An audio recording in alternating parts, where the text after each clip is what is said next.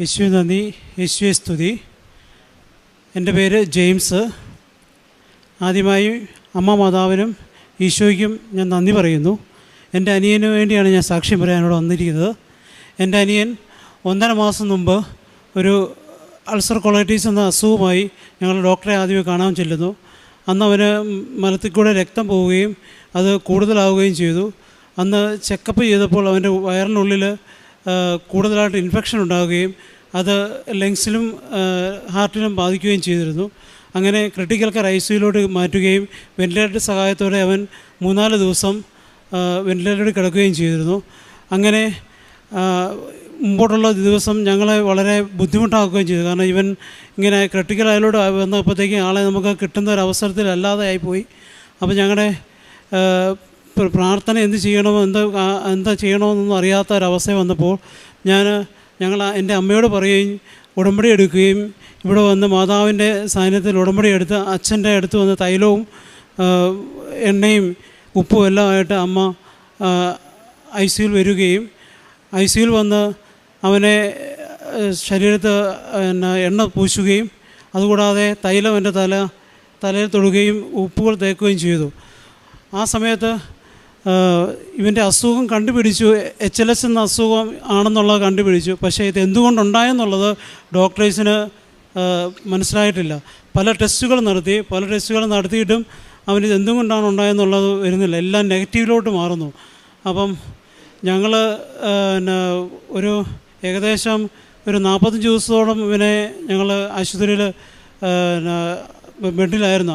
അവൻ എഴുന്നേറ്റ് നടക്കാനോ ഒന്നും സാധിക്കാത്തൊരവസ്ഥയിലോട്ട് വന്നു. ഈ തൈലം, മാതാവിൻ്റെ തൈലം കൊണ്ട് അവൻ്റെ ശരീരത്ത് അമ്മ പൂശുകയും പിറ്റേ ദിവസം അവന് അവിടുന്ന് ഒരു ഉണർവുണ്ടാകുകയും അവൻ 2ാമത്തെ ദിവസം ഈ ICUയിൽ 19 ദിവസം ICU കിടന്ന് അവൻ 2ാമത്തെ ദിവസം റൂമിലോട്ട് മാറ്റി. അവൻ 2 ദിവസം കഴിഞ്ഞ് പിന്നെയും അവൻ ഇതുപോലെ തന്നെ അസുഖം ഉണ്ടാവുകയും അവൻ ചെസ്റ്റ് പെയിനും ഒക്കെ ആയിട്ട് പിന്നെയും അവനെ വീണ്ടും ICUയിലോട്ട് കയറ്റി. അങ്ങനെ 10 ദിവസം പിന്നെയും ICUയിലോട്ട് മാറ്റി. അങ്ങനെ വന്നപ്പോഴത്തേക്കും ഞങ്ങളത് എന്ത് ചെയ്യണമെന്ന് ഞങ്ങൾക്ക് അറിയത്തില്ലാത്തൊരവസ്ഥ. ഞങ്ങൾ എല്ലാ ദിവസവും പ്രതിഷ്ഠാന പ്രാർത്ഥനയും വിശ്വാസ പ്രമാണവും ചെല്ലുന്നുണ്ട്. പക്ഷേ ഈ രോഗം എന്താണെന്ന് കണ്ടുപിടിക്കാൻ ഇതുവരെയായിട്ടും ഡോക്ടേഴ്സിന് സാധിച്ചില്ല. കാരണം വന്ന അസുഖത്തിനുള്ള മരുന്ന് അവർ കൊടുത്തു, ഇവനെ ഭേദമാക്കി നിൽക്കുന്നതല്ലാതെ ഈ അസുഖം എന്തുകൊണ്ട് വന്നെന്നുള്ളത് ഡോക്ടേഴ്സിന് ഇതുവരെ സാധിച്ചിട്ടില്ലായിരുന്നു. അപ്പം 2ാമത്തെ പ്രാവശ്യം അവനെ റൂമിലോട്ട് മാറ്റിയ സമയത്ത് അവിടെയാണ് വലിയൊരു അത്ഭുതം ഞങ്ങൾക്ക് നടന്നത്. കാരണം ഞാനും അമ്മയും എൻ്റെ അനിയത്തിമാരെല്ലാവരും കൂടെ കൂടിയിരുന്ന് റൂമടച്ച് പ്രാർത്ഥിക്കുമായിരുന്നു. പിന്നെ അസുഖം അന്നേരം ഈ സിറ്റുവേഷൻ എൻ്റെ ചെസ്റ്റ് പെയിനും ഇതെല്ലാം പിന്നെയും വരാൻ തുടങ്ങി. അപ്പോഴത്തേക്ക് ശരിക്കും ഞങ്ങളുടെ അവസ്ഥ വല്ലാത്ത ഒരവസ്ഥയിലോട്ട് പോയി. കാരണം വെച്ചാൽ ഇവന് പിന്നെയും ഇത് ഉണ്ടായി, പിന്നെ ICUയിലോട്ടാണല്ലോ ദൈവമേ പോകുന്നത്. ഞങ്ങൾക്ക് പിന്നെയും ഇവൻ്റെ ബുദ്ധിമുട്ട് പിന്നെയും കാണേണ്ട വരുമല്ലോ. ഇവൻ തീർത്തും ശോഷിച്ച് ഇവൻ്റെ കൈയും കാലും എല്ലാം ശോഷിച്ച് വല്ലാത്തൊരവസ്ഥയിലായിരുന്നു. 2 പേരും അവനെ പിടിച്ചെഴുന്നേൽപ്പിക്കേണ്ട ഒരവസ്ഥയായിരുന്നു. അപ്പോഴത്തെ ആ സാഹചര്യത്തിൽ ഞങ്ങളെല്ലാവരും കൂടി അവിടെ നിന്ന് മാതാവിനോട് ഈ പ്രതീക്ഷേനെ പ്രാർത്ഥന ചെല്ലുകയും വിശ്വാസ പ്രമാണം ചെല്ലുകയും അമ്മ ഇവൻ്റെ ചുറ്റും തൈലം കൊണ്ട് പൂശി വിശ്വാസ പ്രമാണം ചെല്ലിക്കൊണ്ടിരുന്നിട്ട് ഞങ്ങൾ അന്നേരം അവനോട് പറഞ്ഞു, നിനക്ക് എഴുന്നേൽക്കണമെന്ന് എനിക്ക് തോന്നുന്നുണ്ടോടാ? അന്നേരം അവൻ പറഞ്ഞു, ഞാൻ എഴുന്നേക്കാം എന്ന് പറഞ്ഞ് ഞങ്ങൾ 2 പേരും ഇവനെ പിടിച്ച് എഴുന്നേൽപ്പിച്ച് നിർത്തി കഴിഞ്ഞപ്പോഴത്തേക്കും ഇവൻ പതുക്കെ ഓരോ സ്റ്റെപ്പ് നടക്കാൻ തുടങ്ങി. ആ പ്രാർത്ഥന ഞങ്ങൾ ഒരു അരമണിക്കൂറോടത്തോളം പ്രാർത്ഥിച്ചു. ആ അരമണിക്കൂർ പ്രാർത്ഥിച്ച സമയത്ത് മാതാവ് ഇവനെ നന്നായി സ്പർശിച്ചെന്നുള്ളത് ഞങ്ങൾക്ക് മനസ്സിലായി. കാരണം അവൻ തന്നെ അങ്ങ് നടക്കാൻ തുടങ്ങി എന്നുള്ളതാണ്. ആ ബെഡ് 2 പേര് പിടിച്ചെഴുന്നേൽപ്പിക്കേണ്ട ഒരു അവസ്ഥയിൽ നിന്ന് അവൻ തന്നെ എഴുന്നേൽക്കാൻ തുടങ്ങി. പിറ്റേ ദിവസം അവനെ ഞങ്ങൾ റൂമിൻ്റെ വെളിയിൽ ഇറക്കി നടത്തി തുടങ്ങി. അങ്ങനെ ഞങ്ങൾ വീട്ടിൽ വരികയും വീട്ടിൽ വന്നിട്ട് ഒരു 4 ദിവസം കഴിഞ്ഞ് പിന്നെ ഒരു പനി പോലെ വന്നു. അപ്പോഴത്തേക്കും ഞങ്ങൾ അന്ന് അമ്മ ഉടമ്പടി എടുത്തവും പറഞ്ഞു, ഇവൻ ആശുപത്രിയിൽ നിന്ന് ഇറങ്ങിയപ്പോഴത്തേക്കും ഞങ്ങൾ നേരിട്ട് ഇവിടെ വന്ന് അമ്മയുടെ അടുത്ത് വന്നേക്കാമെന്നിങ്ങനെ പറഞ്ഞിരുന്നു. പക്ഷെ അന്ന് സാധിച്ചില്ല, ഞങ്ങൾക്ക് വരാൻ സാധിച്ചില്ല. കാരണം ഇവന് അന്ന് അത് കൊണ്ടുവന്നുകൊണ്ട് ഇനി ഇൻഫെക്ഷൻ ഉണ്ടാകുകൊണ്ടോ എന്നുള്ളൊരു ബുദ്ധിമുട്ടുള്ളതുകൊണ്ട് ഞങ്ങൾക്ക് സാധിക്കാത്തത് കൊണ്ട് ഞങ്ങൾ വീട്ടിലോട്ട് പോകുകയായിരുന്നു ചെയ്തത്. പക്ഷേ അവന് പിന്നെയും 3ാമത്തെ ദിവസം ഇതുപോലെ അസുഖം ഉണ്ടായിട്ട് ഞങ്ങൾ പിന്നെ അവിടെ ചെന്നിട്ട് ഇവന് എല്ലാ ടെസ്റ്റും പിന്നെയും ചെയ്തു. 7 ദിവസം അവന് പിന്നെയും എല്ലാ ടെസ്റ്റും ചെയ്ത് കഴിഞ്ഞപ്പോഴത്തേനും ഈ അസുഖം എന്താണെന്ന് പിന്നെയും കാണുന്നില്ല. ഇൻഫെക്ഷൻ കൂടുന്നുണ്ട്, CRP കൂടുതലാണ്. CRP പിന്നെ 100-ലോട്ട് വരുന്നു. ആദ്യമേ ഇവന് 300 ആയിരുന്നു. കുറഞ്ഞിട്ടാണ് ഇവനെ ഞങ്ങൾക്ക് നമുക്ക് നമ്മുടെ ശരീരത്തിൽ വേണ്ടത് 0.5 വേണ്ടത്, അത് 300 എത്തി. ആൾ അതുപോലെ ക്രിട്ടിക്കലോട്ടായിരിക്കും. അപ്പോൾ ഈ HLS എന്നൊരു അസുഖം ഇവനെ കണ്ടുപിടിക്കുകയും ചെയ്തു. അത് നമ്മുടെ ശരീരത്തിൽ ബാക്ടീരിയ ഇൻഫെക്ഷൻ, മറ്റേ അത് നമ്മുടെ ശരീരത്തെ അവയവങ്ങളെല്ലാം കാർന്ന് തിന്നുന്നതായിരുന്നു. പക്ഷേ അത് എന്തുകൊണ്ടുണ്ടായെന്നുള്ളത് ഇതുവരെയായിട്ടും ഡോക്ടേഴ്സ് നമ്മളോട് പറഞ്ഞിട്ടില്ലെന്നുള്ളതാണ്. പക്ഷേ ദൈവത്തിൻ്റെ വലിയ അനുഗ്രഹം കൊണ്ട് അവനെ നമ്മളത് ഇവിടം വരെ എത്തിക്കാൻ ഞങ്ങളെ സാധിച്ചു. മാതാവ് ഞങ്ങളെ അതുപോലെ സ്പർശിച്ചെന്നുള്ളതാണ്. കാരണം രണ്ടാമത്തെ പ്രാവശ്യം ഞങ്ങൾ പോയപ്പോഴത്തേക്കും ഇങ്ങനെ വീട്ടിൽ നിന്ന് പോയപ്പോഴത്തേക്കും ഞങ്ങൾ പറഞ്ഞു, ഇനി അവന് എന്തെങ്കിലും ഒരു ബുദ്ധിമുട്ടുണ്ടാകുന്നതിന് മുമ്പ് ഞങ്ങൾ ഇവിടെ കൊണ്ടുവന്നേക്കാം. ഇന്നലെയാണ് അവനെ ഡിസ്ചാർജ് ചെയ്തത്. ഇന്ന് ഞങ്ങളിവിടെ അവനെ കൊണ്ടുവരാൻ സാധിച്ചു ഇവിടെ. കാരണം അത് നാളെ നമ്മുടെ മാതാവ് തന്ന ഞങ്ങൾക്കല്ല അത് അനുഗ്രഹം ഞങ്ങൾ ഒരിക്കലും മാറ്റി നിർത്താതെ മാതാവിന് മുമ്പിൽ സാക്ഷ്യപ്പെടുത്താമെന്ന് എന്നുള്ള ആ ഒറ്റ ഇതുകൊണ്ട് ഇന്ന് അവനെ ഇവിടെ കൊണ്ടുവന്നു. കാരണം ഇവനിവിടെ ഒത്തിരി പേര് നിർത്താനൊക്കത്തില്ലാത്തത് കൊണ്ടാണ് ഞാൻ കൂടുതലായിട്ടൊന്നും പറയാത്തത്. കാരണം ഇവന് ഇൻഫെക്ഷൻ ഉണ്ടാവും. ഇൻഫെക്ഷൻ എല്ലാവരും ഉണ്ടാകാത്ത ബുദ്ധിമുട്ടുള്ളത് കൊണ്ട് മാതാവ് തന്ന വലിയൊരു അനുഗ്രഹമാണ്. കാരണം ഇവൻ ഇന്നും എന്താണ് ഈ ഇൻഫെക്ഷൻ ഉണ്ടായേക്കെന്നുള്ളത് നമുക്ക് ഇന്നും പറയാൻ പറ്റിയിട്ടില്ല എന്നുള്ളതാണ്. ഈ മാതാവ് ഇവനെ നടത്തി എന്നുള്ളതാണ് ഏറ്റവും വലിയ. എൻ്റെ അമ്മയാണ് ഉടമ്പടി എടുത്തത്. അമ്മ വന്ന് ഈ 1 മാസം ആയതേ ഉള്ളൂ ഉടമ്പടി എടുത്തിട്ട്. അമ്മ അത് ഞാൻ ബാക്കി അമ്മ പറയും കേട്ടോ. 2025 സെപ്റ്റംബർ 19 ഞാൻ ഉടമ്പടി എടുക്കുന്നത്. അന്ന് കുഞ്ഞ് ആശുപത്രിയിലായിരുന്നു. ആദ്യം പനിയായിട്ടാണ് വന്ന്. കാഞ്ഞിരപ്പള്ളിയിലാണ് ഞങ്ങളുടെ വീട്. കാഞ്ഞിരപ്പള്ളിയിൽ നിന്ന് പനിയായിട്ട് 3 ആശുപത്രികളിൽ കൊണ്ടുപോയിട്ടും കുറവില്ലാഞ്ഞിട്ട് ഞങ്ങൾ എറണാകുളം ലിസി ആശുപത്രിയിലാണ് കൊണ്ടുവന്നത്. അവിടെ വന്നിട്ടും രോഗങ്ങൾ ഇത്രയൊക്കെ ആയിട്ടും കൂടുതൽ കണ്ടുപിടിക്കാൻ പറ്റാതെ വന്നപ്പോൾ കുഞ്ഞ് തീരെ അവസ്ഥയിൽ അതിലോട്ടായി. അപ്പോൾ ഞാൻ പറഞ്ഞു, ഞാൻ ഉടമ്പടി മോനെ കൊണ്ട് എടുപ്പിക്കാനുണ്ടായിരുന്നു. അവന് സാധിക്കാതെ വന്ന് അവനായിരുന്നു മോനെ ശുശ്രൂഷിക്കാൻ നിൽക്കുന്നത്. അവനെ പറ്റത്തില്ലഞ്ഞുകൊണ്ട് അമ്മ പോയി എടുക്കുക, എൻ്റെ കുഞ്ഞിനെ രക്ഷപ്പെടുത്തുക എന്ന് പറഞ്ഞ് ഞാൻ വന്നു ഉടമ്പടി എടുത്തു പ്രാർത്ഥിച്ചു. അമ്മ പറഞ്ഞു സമാധാനം പൊക്കോ എന്നെൻ്റെ മനസ്സിലോട്ട് വന്നു. ഞാൻ സമാധാനമായിട്ട് പോയി. അന്ന് ഞാൻ ഒരു കുഴപ്പമില്ലാതെ അത് കഴിഞ്ഞ് ഞാൻ സമാധാനത്തിൽ ഒരു കരച്ചിലും ഇല്ലാതെ ഞാൻ നടന്നു. അതുവരെ ഞാൻ കണ്ണീരോടെ എൻ്റെ കുഞ്ഞിനും വേണ്ടി പ്രാർത്ഥിച്ച് നടന്നു.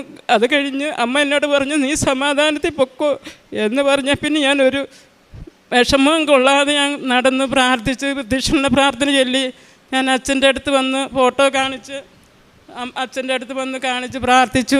അച്ഛൻ ഫോട്ടോയെ തൊട്ട് നല്ലപോലെ പ്രാർത്ഥിച്ച് എന്നോട് പറഞ്ഞു പൊക്കുള്ളൂ എന്ന് പറഞ്ഞ് ഫോട്ടോ തന്നുവിട്ട് എൻ്റെ തലയ്ക്കും പിടിച്ച് പ്രാർത്ഥിച്ചു. അമ്മ മാതാവും അച്ഛനും സുഖപ്പെടുത്തി തന്നു. ആയിരമായിരുന്നു. എൻ്റെ കുഞ്ഞിനെ ഞാൻ ആദ്യം ആശുപത്രിയിൽ നിന്ന് കടന്നു വരുമ്പോൾ ഞാൻ കൊണ്ടുവന്നോളാമെന്ന് പറഞ്ഞു. അന്ന് എനിക്ക് സാധിച്ചില്ല. പിന്നെ രണ്ടാമത് കുഞ്ഞ് പനിച്ചു. പിന്നെ പനിച്ച് കഴിഞ്ഞപ്പോൾ ഞാൻ പറഞ്ഞു ഇനിയും കൊച്ചിനെ കൊണ്ടുവന്നിട്ട് ശേഷമേ ഞാൻ തിരിച്ചു വരുള്ളൂ. ഞാൻ എൻ്റെ കുഞ്ഞിനെ രക്ഷപ്പെടുത്തി തരണമേ എന്ന് പറഞ്ഞു. ഇന്നലെ ഞാൻ എൻ്റെ കുഞ്ഞിനെ ആശുപത്രിയിൽ നിന്ന് കൊണ്ടുവരുന്നു. ഇന്ന് ഞാൻ വന്ന് കുഞ്ഞിനെ ആദ്യം നടക്കാൻ പറ്റത്തില്ല, അത് വന്ന് നടന്നു കൊണ്ടുവന്ന് അമ്മയുടെ മുമ്പിൽ കൊണ്ടുവന്ന് ഞാൻ നിർത്തിയേക്കാം എന്ന് ഞാൻ പറഞ്ഞായിരുന്നു. അമ്മയുടെ മുമ്പിൽ ഞാനിത് എൻ്റെ മോനെ ഞാൻ സാക്ഷ്യപ്പെടുത്തിയിരിക്കുന്നു. എൻ്റെ പേര് ജോമോൻ. എനിക്ക് വയ്യായ്മ ഉണ്ടായിരുന്നു. മാതാവ് എന്നെ സുഖപ്പെടുത്തി, എന്നെ സ്പർശിച്ചു. പക്ഷേ എനിക്ക് വേണ്ടി പ്രാർത്ഥിച്ച ഒരുപാട് പേരുണ്ട്. എൻ്റെ ഇടവകയിലുള്ള എല്ലാവരും പിന്നെ സാമ്പത്തികമായിട്ട് ഒരുപാട് പേര് സഹായിച്ചിട്ടുണ്ട്. ഒരുപാട് പൈസ ആയി. ദൈവം എന്നെ എല്ലാം നടത്തി തന്നു. സാമ്പത്തികമായിട്ട് എനിക്കിപ്പോൾ ഒരു കടവൊന്നുമില്ല. എല്ലാം 10-15 ലക്ഷം രൂപ ആയി. അത് മാതാവ് ഓരോരുത്തരായി എന്നെ സഹായിച്ച് എന്നെ ഇവിടെ വരെ എത്തിച്ചു. 1000 നന്ദി. മാതാവിനും എൻ്റെ ഈശോയ്ക്കും നന്ദി പറയുന്നു. സങ്കീർത്തനം 107:20 അവിടുന്ന് തൻ്റെ വചനമയച്ച് അവരെ സൗഖ്യമാക്കി വിനാശത്തിൽ നിന്ന് വിടിവിച്ചു. യേശുവിൽ പ്രിയമുള്ളവരെ, ലൂസിയമ്മ ജോയിയുടെ സാക്ഷ്യം നമ്മോട് പറയുന്നത് ലാസർ മരിച്ചെന്ന് പറഞ്ഞപ്പോൾ ഈശോ സങ്കടപ്പെട്ടു. മാർത്ത പറഞ്ഞു നീ ഇവിടെ ഉണ്ടായിരുന്നെങ്കിൽ എൻ്റെ സഹോദരൻ മരിക്കുകയില്ലായിരുന്നു എന്ന്. അതുപോലെ മരണത്തിൽ കിടന്ന ഒരു മോനെ പരിശുദ്ധമ്മ എണീപ്പിച്ച് ഇവിടെ കൊണ്ടുവന്നതാ. ഹോസ്പിറ്റലിൽ കിടന്നിട്ട് അസുഖം എന്താണെന്ന് കണ്ടുപിടിക്കാൻ ആർക്കും കഴിയുന്നില്ല. അതുകൊണ്ട് അസുഖം കണ്ടുപിടിച്ചാലേ മരുന്ന് പ്രയോഗിക്കുക പറ്റുള്ളൂ, മരുന്നത് പ്രയോജനത്തിൽ വരികയുള്ളൂ.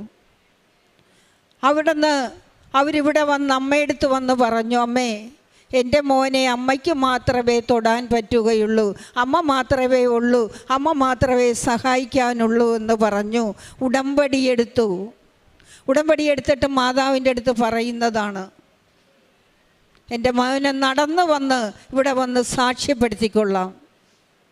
അല്പം വൈകി, കാരണം അവൻ ഇൻഫെക്ഷൻ ഉണ്ടാകുമോ എന്നുള്ള പേടി മൂലം അവരല്പം വൈകിയപ്പോൾ വീണ്ടും പനി വന്നു. അവർ തീരുമാനമെടുത്തു, ഇനി അമ്മയുടെ അടുത്ത് പോയി സാക്ഷ്യം പറഞ്ഞിട്ട് മാത്രമേ ഇനി ഞാൻ വേറൊരു കാര്യം ചെയ്യുകയുള്ളെന്ന്. അങ്ങനെ അവരമ്മ മാതാവിൻ്റെ അടുത്ത് കൊണ്ടുവന്നു.